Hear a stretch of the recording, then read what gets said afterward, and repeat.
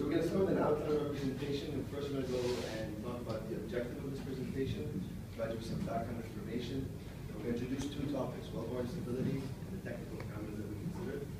We're also going to look over two case studies that use two different methods and provide a critique of the two different methods. So the objective of our presentation is to find out the best methods to improve wellbore stability, and the way we went about that is analyzing the methods used in two case studies, both of them aiming to reduce the wellbore instability. And then we analyze the methods and our recommendations are at the end. First, to get some background that's important to know. We're going to deal with geomechanics involved in this presentation, which is the behavior of solid and rock, more specifically rock mechanics, which is applied very often in petroleum exploration and related industries. This shows the different challenges faced in petroleum exploration, and we're going to be dealing with the second point, wellbore stability in shale. So what is wellbore stability? It is when you have a borehole and it does not maintain structural integrity, we consider that instability. It can occur at different stages of the oil production, during exploration, the initial stage, production when you're extracting the oil, or injecting gas from the enhancer for recovery. We're going to be dealing with exploration and drilling phase, specifically in this presentation.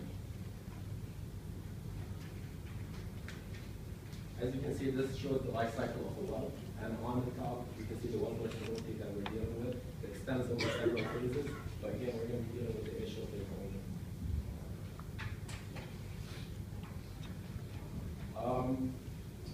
The main causes, usually there are three types of wellbore stability, either caused by mechanical/structural issues, chemical, or a combination of the both. In this presentation, we're going to be dealing with only mechanical issues of wellbore stability. I'll give this to Raisa. So casing is one of the most important elements of drilling boreholes. They're basically steel hollow pipes that line the circumference of the borehole. So we start with the first, it's multiple phases. It goes from the largest diameter, which is approximately 1 meter, to where the reservoir is, which is close to 300 millimeters in diameter. We start with the conductor casing, which is basically to prevent the walls of the borehole to collapse and cause damages and safety issues. The next stage would be the surface casing, which is used to protect the groundwater reservoirs around the borehole. And after that, we start using the drilling mud circulation, which is used to stabilize the walls of the borehole and stabilize the walls of the borehole by going against the exterior pressures and taking out all the aggregates up to the surface at the top. After the drilling mud, there's the intermediate casing, which is usually used when extra precautions should be taken and a lot of extra pressures act, especially in that depth. The last stage would be the production casing, which goes straight to the reservoir, and then you can start extracting your oil. So technical parameters. There are many technical parameters to consider when it comes to wellbore stability. There are geophysical, petrophysical, and geomechanical. We're focusing today on the geomechanical ones, and we chose the major ones, the ones that cause the instability. And in the next graph, I'll show you how pore pressure, for example, or in-situ stresses can cause instability in the well and how petroleum engineers account for that. So, if you look here, notice the pressure gradient increasing as you go down the depth. And notice this is just the mud weight. Now, if I go here and I do not change the mud weight, increase it basically, I'm going to get a blowout. Basically, this is what petroleum engineers try to avoid a lot, is a blowout. So what we do when we get to this point is we have to increase the mud weight. Wellbore stability is all about the mud weight. And the mud weight is resisting the pore pressures, it's resisting the intrinsic or the in-situ stresses, but it's also resisting a lot of other things when you're 500 meters down. You're resisting temperature, you're resisting gases. But like I said again, this is an example to show you how the mud weight contributes or is a major factor to the stability of the well. So case studies. We looked at two big case studies. They both have the same goal. Like I said earlier, the goal is to optimize the drilling process as well as prevent wellbore instability. The case study 1 uses flat and more coolant to get to their conclusion, while case study 2 uses the mechanical earth model, which we'll be discussing further later on. So case study 1 considers an oil field in the Al-Bas province in Iran. So just some background information on Iran. Iran is the second largest exporter of oil among the OPEC countries. It produces 1.5 million barrels of oil a day.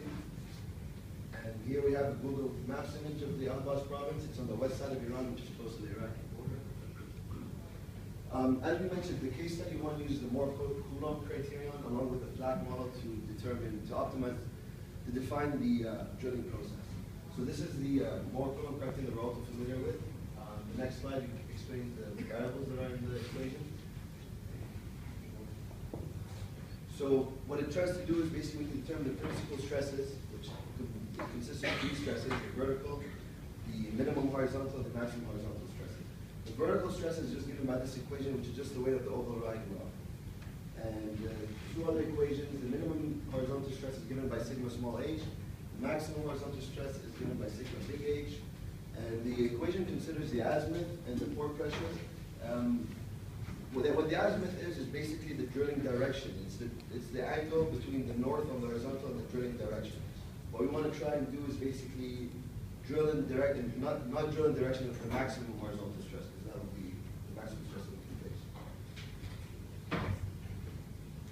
So the conclusion that case study 1 came to was that wellbore instability at any deviation angle is caused when your mud pressure is lower than 32 megapascals and your mud density is less than 53.3 pounds per cubic feet. So we want to find the deviation angle such that our values are greater than those.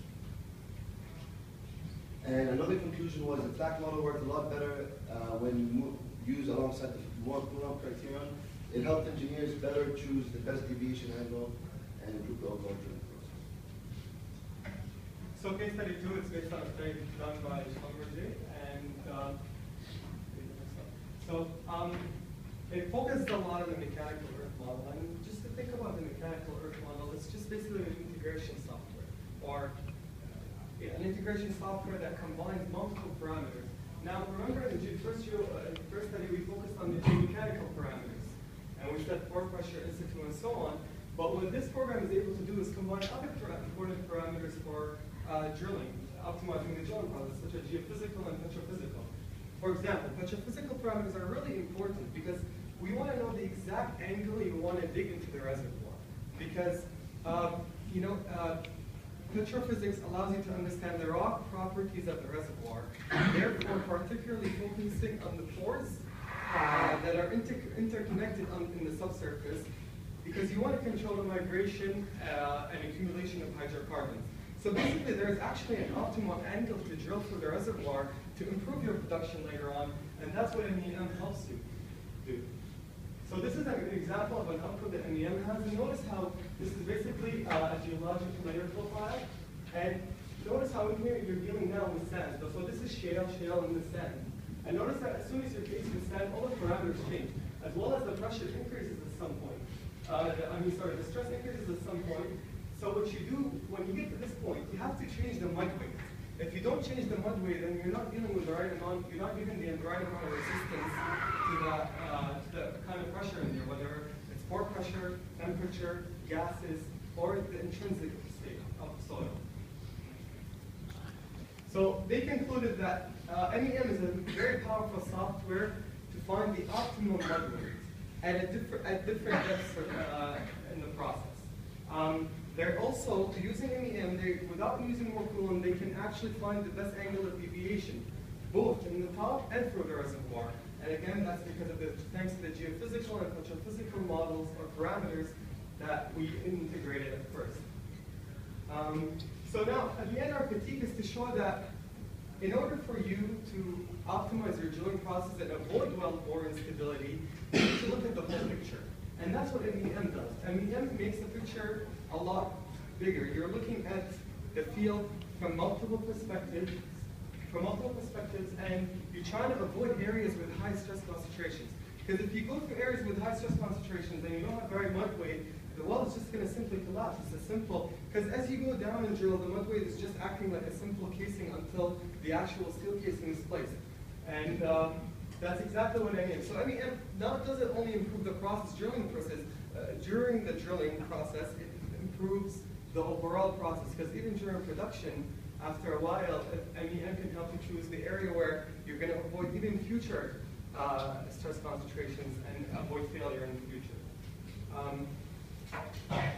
Final remarks. Notice how throughout the case studies and even throughout our presentation, we're focusing a lot on the depth of interest, on the angle that we want to penetrate through the soil. And that is because sometimes when you're going deep down, you have fluctuations between the minimum and maximum principal stresses. And if you have these large fluctuations, you want to avoid that kind of area. You want to go in an area where there are less fluctuations, because changing the mud weight characteristics and so on may become a more costly way. It's more costly if you head in a specific way than the other. And yeah, that's basically it. We would like to thank you, John, who's sitting in the back today, for helping us a lot with this. We basically started with no knowledge about geomechanics or petroleum geomechanics, and today we know a bit more.